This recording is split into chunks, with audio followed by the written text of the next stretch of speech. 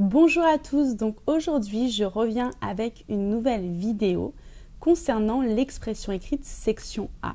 Donc avec vous, je vais vous présenter un sujet d'expression respectant les consignes de la section A et je vais le corriger en vous donnant des explications. Voilà, donc c'est parti. La consigne est la suivante. Voici le début d'un article de presse dans la rubrique Faits divers.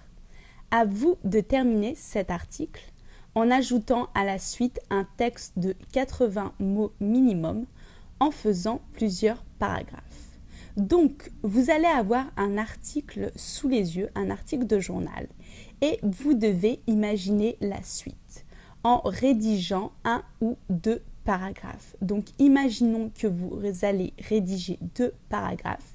Il faut que ces 2 paragraphes, au total, comporte 80 mots minimum. Le fait divers est le suivant. Le tour du Canada en trottinette. Le mois dernier, une touriste américaine a terminé de traverser le territoire canadien de l'est à l'ouest en trottinette électrique. Donc maintenant, avec vous, je vais rédiger la suite de ce fait divers. Donc je peux reprendre le début du fait divers.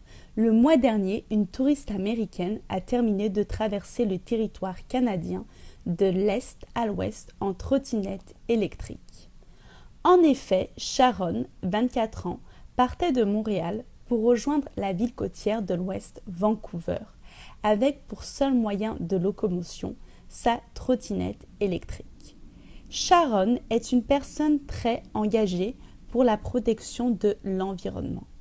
Ainsi, l'été dernier, elle a décidé de mettre en place ce challenge pour marquer les esprits et surtout pour faire prendre conscience que la trottinette pouvait être une alternative intéressante à la mobilette, à la moto, voire même à la voiture. Chaque jour, Sharon s'est entraînée physiquement et mentalement avec le sport et la méditation. Ainsi, cela lui a permis d'acquérir de bonnes résistances physiques et psychologiques qui ont été nécessaires à la réussite de son circuit. Sharon a relevé son défi puisqu'elle a traversé le Canada de l'est à l'ouest en 5 mois en trottinette électrique. Comme vous pouvez le voir, ma manière de rédiger le fait divers a été courte et synthétique, voilà. Ensuite, j'ai volontairement utilisé les temps du passé, donc de l'imparfait, pour la description et du passé composé pour les actions qui se trouvent dans le passé, voilà. Et j'ai ensuite terminé le second paragraphe sur une note positive et optimiste, ce qui est important, je trouve, voilà.